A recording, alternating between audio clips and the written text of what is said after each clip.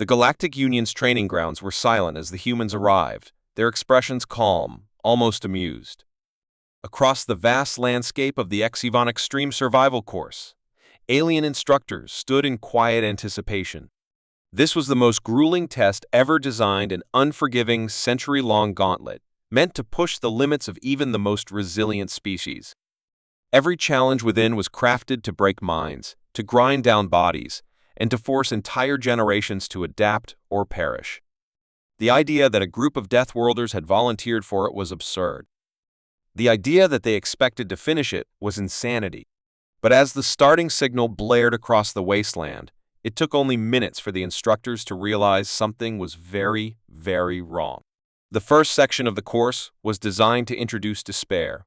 Dropped into a barren, desolate expanse, contestants would spend years searching for resources, struggling to carve out the beginnings of a settlement. The atmosphere was barely breathable, the water sources deeply hidden underground, and the food supply non-existent. The great civilizations of the galaxy had taken decades just to secure shelter in these conditions. Yet, as the alien observers watched, the humans reacted with almost alarming efficiency. Instead of aimlessly wandering or panicking like every species before them, they moved with purpose, their minds already working through solutions. Within an hour, they had fire. Within 2, they had located underground water reserves, using primitive but effective methods to extract it. By sunset, they had built fortified shelters, crafted tools, and even devised weapons to hunt whatever hidden creatures lurked in the shadows. The course was meant to teach adaptability over the course of a century, but these humans had learned and conquered its first great obstacle before the first day had even ended. The instructors watched in stunned silence. One of them, a reptilian exarn, turned to his superior, voice laced with disbelief. They shouldn't be able to do this. But the evidence was undeniable. The humans weren't just surviving, they were thriving. The lead instructor, a towering insectoid from the Vesker Dominion, narrowed his many eyes as he observed the Deathworlders' work. The efficiency, the ease with which they adapted, the sheer speed of their progress, it was unnatural. Every other species had struggled here. Even those from similarly harsh worlds had taken years to adjust. But these creatures, they acted like they had been born for this. As night fell, the true test began. The course was designed to introduce deadly predators, genetically engineered nightmares meant to cull the weak. They moved like shadows, faster than the eye could track, their razor-sharp claws capable of slicing through reinforced steel. The Galactic Union had seen entire colonies wiped out by these creatures. But as the first of them lunged at the humans, something unexpected happened. Instead of fleeing, instead of panicking, the humans reacted instantly. They moved with a deadly grace, working together without hesitation. There was no fear, no moment of hesitation, only instinct. Within seconds, the attackers were overwhelmed, taken down with brutal efficiency. One human even laughed as he wiped blood from his knife, shaking his head. "You call these predators?" he muttered, unimpressed. The aliens watching the live feed were horrified. These creatures had been nightmares for every species that had ever faced them. And yet, for the humans, they were nothing more than an inconvenience. Hours turned into morning, and what should have taken years had been conquered in a single night. The human camp was not just established, it was fortified. They had crafted tools, gathered food, and even set traps for the next wave of challenges. The instructors were no longer just impressed, they were afraid. Nothing about this was normal. Even the strongest, most intelligent species had taken decades to pass this stage. The humans had done it in mere hours. It was as if their entire evolution had been preparing them for this very moment. As if they had been born to conquer. Whispers spread among the Galactic Union officials. If these Deathworlders could overcome the most extreme survival challenge with such ease, what else were they capable of? The realization was chilling. Humanity was not just another species struggling to survive in the cosmos. They were something else entirely. Something dangerous. Something unstoppable. The Galactic Union's elite instructors watched the monitors in absolute silence, their expressions shifting from disbelief to something far worse, fear. The humans had crushed the first stage of the HFY Extreme Survival Course in a single day, a feat no species had even come close to achieving. The course was designed to be an unforgiving, century-long ordeal, meant to push participants to the brink of their physical and mental limits. The first phase alone was supposed to take decades as contestants struggled to secure food, water, and shelter in a world that actively resisted their survival. But these Deathworlders, these terrifying creatures from a backwater planet called Earth, had done the impossible. Not only had they survived, but they had thrived. Now, as the second phase began, the aliens wondered if they were witnessing something that defied the natural order of the universe. The next stage of the test was designed to be a war of attrition. It introduced extreme environmental shifts, bone-freezing cold followed by unbearable heat, sudden storms that could rip apart structures, and earthquakes engineered to destroy anything unstable. The goal was to see how species adapted, how they endured relentless, unpredictable challenges meant to break even the strongest civilizations. Other species had spent generations learning to counter these threats, often failing and restarting from scratch. But the humans? They didn't react with fear or hesitation. Instead, they studied the patterns, observed the changes, and within minutes, they adjusted their strategy. When the temperatures plummeted, they layered themselves in makeshift insulation, crafted from the very materials that other species had dismissed as useless. When the heat waves rolled in, they built underground shelters, using their knowledge of thermodynamics to create cool zones that remained unaffected. The windstorms tore through the land, ripping apart fragile structures built by previous contestants, but the humans had anticipated this. Their shelters, built in record time, were reinforced with a level of engineering that baffled the alien observers. They weren't just reacting to the environment they were controlling. By the end of the first week, panic had begun to settle in among the Galactic Union officials. The Deathworlders had already mastered what was supposed to be a decades-long struggle. The third phase was then activated, an endurance trial designed to push contestants past their physical breaking points. Limited food rations, poisoned water sources, and exhaustion tactics were implemented to see how long a species could last before succumbing to starvation, dehydration, or sheer fatigue. The aliens had always considered this to be the great equalizer, the point where every species, no matter how strong, would begin to falter. But what they had failed to understand was that humans were not like other species. They were built for endurance. Unlike the frail-bodied aristocrats of the core worlds or the warlike but short-lived berserkers of the Outer Rim, humans had evolved to outlast, to endure hardship in ways that seemed almost unnatural. When food became scarce, the humans didn't panic. They adapted. They identified edible plant life in mere hours, instinctively recognizing toxicity levels that should have taken years of study. They built advanced filtration systems to purify the poisoned water, crafting solutions out of nothing but raw instinct and experience. When exhaustion should have set in, they pushed forward, their bodies somehow enduring beyond what biology should have allowed. The alien observers could hardly believe what they were seeing.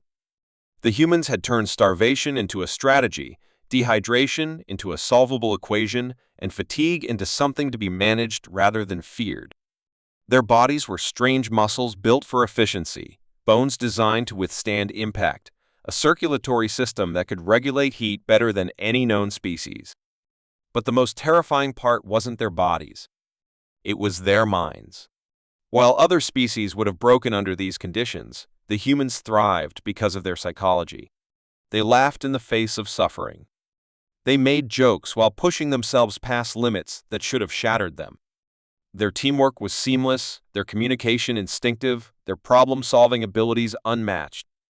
They never stopped thinking, never stopped trying. Where others saw obstacles, humans saw puzzles to be solved. Where others saw suffering, humans found a challenge worth conquering. The Galactic Union had always believed that intelligence and physical resilience were opposing forces that no species could possess, both in perfect harmony. And yet, here was undeniable proof that such a species existed. The final test of this phase was introduced a simulated siege designed to outlast even the hardiest warriors. It was meant to test patience, to see how long a species could endure being cut off from the outside world, isolated with limited supplies. The Galactic Union had assumed that even if the humans had survived everything else, this would be their breaking point. What they didn't understand was that isolation didn't break humans, it forged them.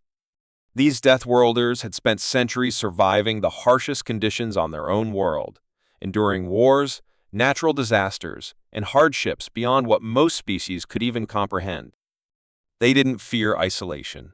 They embraced it. As the days passed, the humans continued to grow stronger, refining their survival methods, optimizing their strategies, and adapting with frightening speed. The alien instructors, once so confident in their unbreakable survival course, now watched with a deepening sense of unease. If these Deathworlders could master an environment designed to destroy civilizations in mere days, then what else were they capable of? The realization sent a cold shiver through the Galactic Union ranks. Humanity was not just another species struggling to survive in the universe. They were something else entirely, something that couldn't be contained, something that couldn't be broken. And for the first time in the history of the Galactic Union, the question was not whether humanity could survive the challenges of the universe. The question was whether the universe could survive them. The Galactic Union's High Command gathered in the control room, their eyes locked onto the massive display screens showing real-time footage of the humans inside the HFY Extreme Survival course. What they were witnessing defied every expectation, shattered every assumption, and sent a deep sense of unease through the ranks of the most powerful beings in the universe. The course had been designed to break civilizations, to push even the strongest species to their absolute limits over the span of a century. But these humans, these Deathworlders, were not just surviving. They were dominating. Every challenge, every carefully engineered obstacle meant to crush their spirits and force them to surrender had been overcome with terrifying efficiency. The records set by the greatest warriors of the galaxy were not just being broken. They were being obliterated. As the next phase of the course began, the artificial intelligence controlling the simulation activated a new level of difficulty. The terrain shifted violently, entire sections of the planet transforming into volcanic wastelands, acidic marshes, and frozen tundras. Gravity fluctuated unpredictably, making movement either impossibly slow or dangerously fast. Most species took decades to adjust to such extremes, their bodies and minds forced to evolve over generations to cope with the harshness of this environment. The humans, however, treated it like just another day on Earth. When gravity increased to unbearable levels, they adjusted their breathing, slowed their movements, and conserved energy. When it lessened, they used the reduced weight to their advantage, leaping across deadly terrain with precision that seemed almost instinctive. Where others had struggled to even remain standing, the humans turned hardship into opportunity. The alien instructors monitoring the event had expected to see desperation in their eyes, fear on their faces, exhaustion in their bodies. Instead, the humans were laughing, joking with one another as they braved the extreme temperatures, sharing ideas on how to counter the unpredictable conditions, as if this was all just some elaborate game. One of them, a tall, scarred male, even smirked at one of the hidden cameras and muttered, "This is just a warm-up." The Union officials watching from the command center felt a deep chill run through them. The psychological warfare they had engineered into the course, designed to make contestants feel hopeless, had no effect on the Deathworlders. If anything, it seemed to excite them. Then came the endurance trials, an unforgiving gauntlet that tested every aspect of physical and mental resilience. Competitors were deprived of sleep for weeks, forced into constant motion as automated drones hunted them with precision laser weapons. The idea was to wear them down, break them not just through injury, but through sheer exhaustion. It had worked against every species in the past, even those bred for war. No one could go without sleep for more than a few weeks before their minds started collapsing, hallucinations setting in, coordination breaking down. But the humans had an answer for everything. They developed a system resting in short cycles, taking turns keeping watch, relying on each other in ways that no other species had ever attempted. Even when pushed past the limits of what should have been physically possible, they kept going. Their bodies should have collapsed. Their minds should have broken. And yet, they moved forward, step by relentless step, as if they had been built for this.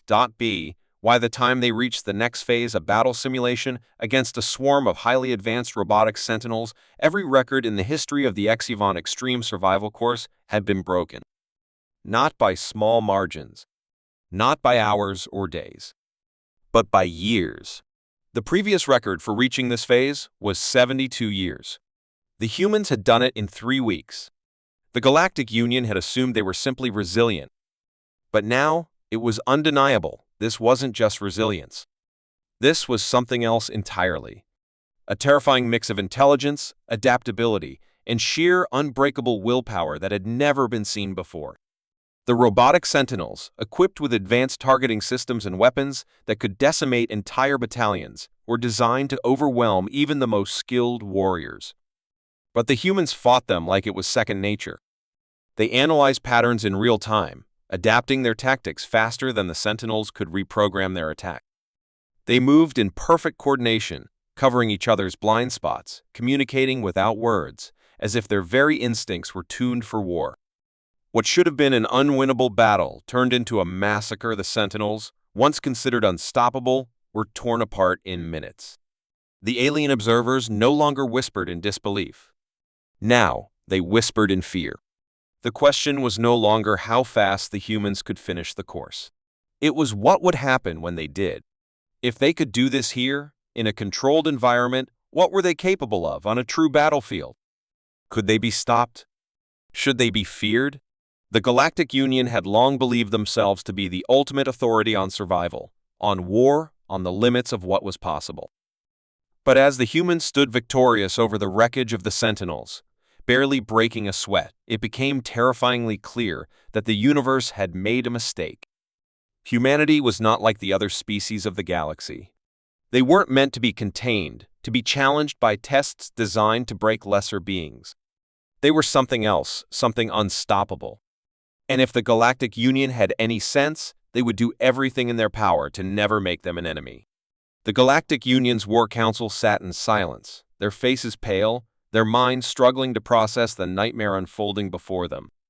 Across the massive screens lining the war chamber, footage played on loop, grainy, distorted, yet unmistakably clear in its message. The impossible had happened. Humanity, the newcomers, the so-called Deathworlders, had shattered every expectation, had defied every carefully constructed plan, and now, for the first time in centuries, the Union was afraid. The footage showed a battlefield where entire armies had been deployed to stop a single human strike force. Not an armada. Not an invasion fleet. Just a handful of warriors from Earth, and yet the devastation they had left behind was beyond comprehension. Craters burned where entire regiments had once stood.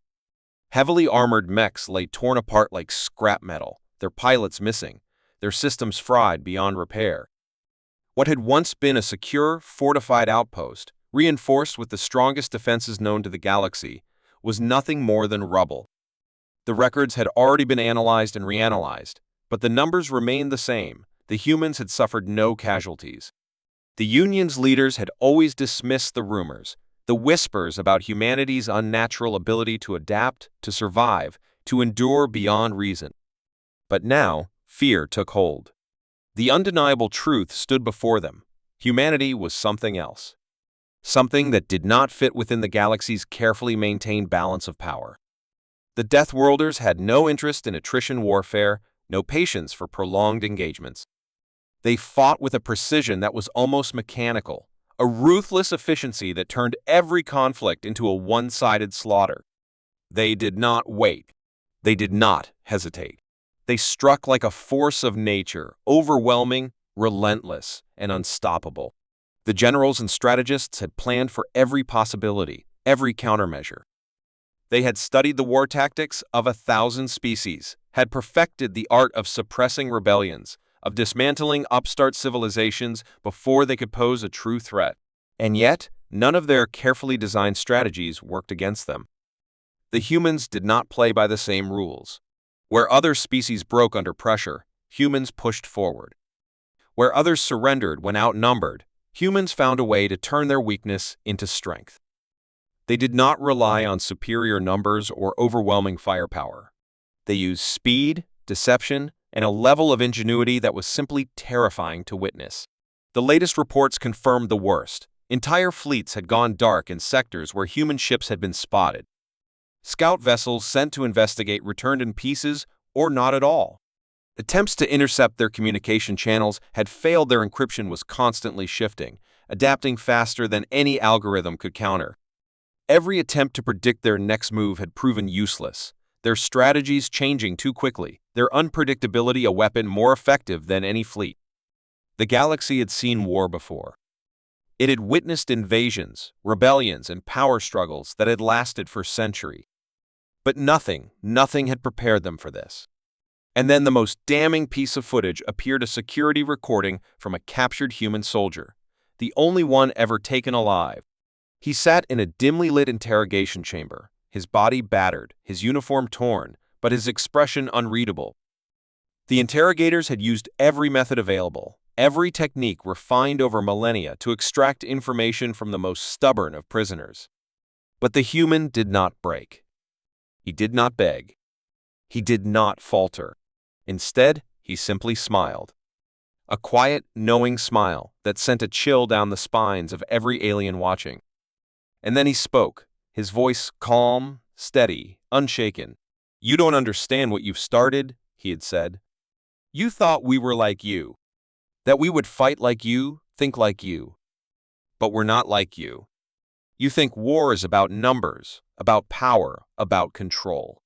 But for us, war is something else. War is survival. War is adaptation. War is what made us." The interrogators had pressed further, demanded to know why humanity fought so ruthlessly, why they refused to surrender even when faced with impossible odds. And the human had laughed, a deep, unshaken sound that made even the most hardened interrogators take a step back. "You think you can win this?" The human had continued. "You think you can outlast us? You don't know what fear is. But you will. You will, soon." The recording ended, but the silence in the war chamber remained. No one spoke. No one dared to. Because deep down, in the darkest corners of their minds, they all knew the truth. The war was no longer about victory. It was no longer about strategy or control. It was about survival. And for the first time in the history of the Galactic Union, survival was no longer guaranteed. The Galactic Union had always believed in their superiority. For centuries, they had watched over the lesser species, guiding them, controlling them, ensuring that no civilization grew too powerful. Their records held the rise and fall of empires, the extinction of warlike races that had threatened their balance, the quiet elimination of those who dared to challenge the established order. They had always believed that they knew everything. But now, as they stood in the Grand War Chamber, staring at the decrypted data before them, a single, horrifying truth was sinking into their minds. They had been wrong. Terribly, completely, irreversibly wrong. The data had come from a captured human vessel, retrieved after an ambush that had cost the Union more ships than they cared to admit. At first, the analysts had believed it to be standard military logs, perhaps even weapons schematics, something they could use to gain the upper hand against humanity's growing power. But what they had found was far worse. It wasn't a battle report. It wasn't a tactical database. It was a history lesson. The history of Earth, of humanity, of every war, every disaster, every unimaginable horror that had shaped them into what they were now. And the more they read, the more fear took hold. The galactic elites had long dismissed the idea that a species from a death world could be truly dangerous.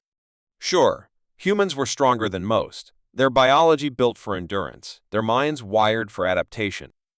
But they were still young, still new to the greater galaxy. They should have been manageable.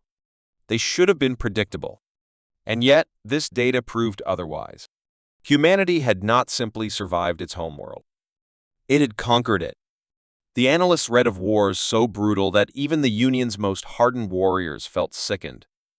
Conflicts that had lasted not for years, but for centuries, fought with weapons of such terrifying power that entire continents had been reduced to wastelands. They saw records of global plagues that had wiped out millions, disasters that would have broken any other species yet humanity had endured. They had learned. They had grown stronger. The footage that accompanied the files was even worse. Scenes of ancient wars fought with swords and fire, where men and women had charged into battle despite knowing they would die. Footage of soldiers in trenches, in cities reduced to ruins, fighting with the kind of desperation that no other species had ever known. And then, the modern wars, the sheer scale of destruction, the horrifying efficiency with which humans waged battle. They did not fight to prove their dominance. They did not fight for mere survival. They fought because it was woven into their very being. The revelation was undeniable. Humanity was not like the other species. The Union had spent centuries believing that war was a game of strategy, of calculated moves and controlled battles. But for humans, war was instinct. War was a part of them, as natural as breathing. And worst of all, they had been practicing for thousands of years. One of the council members, a veteran general with centuries of experience, finally spoke, his voice hollow. "We were fools," he muttered, his eyes locked onto the images of human soldiers charging through gunfire without hesitation. "We thought we could contain them, that we could predict them. But we didn't understand." The room remained silent as the implications of this revelation sank in. The Union had thought they were dealing with an aggressive, primitive race that could be managed through diplomacy or controlled with superior firepower. Instead, they had unknowingly provoked the deadliest force the galaxy had ever seen. Every battle lost, every fleet destroyed, every failed attempt to suppress humanity, it all made sense now. They weren't just fighting soldiers. They were fighting a species bred for war. And the worst part? Humanity had not even been fighting at full strength. A final file was displayed on the central screen, something labeled as a doctrine of war. It was a classified human document outlining the principles they followed in battle. The council members read the words in horrified silence. If you are winning a war, fight harder. If you are losing a war, fight smarter. If you cannot win today, make sure you win tomorrow. And if you cannot win tomorrow, make sure your enemies do not survive the next day. A heavy, suffocating dread filled the chamber. The Union had believed they could force humanity into submission. That belief was shattered now. The humans did not surrender. They did not break. And they never forgot an enemy. For the first time in the history of the Galactic Union, the rulers of the galaxy understood true fear. Because the ultimate revelation was now clearer, this was not a war that could be won. This was a war that would never end. And humanity was only getting started.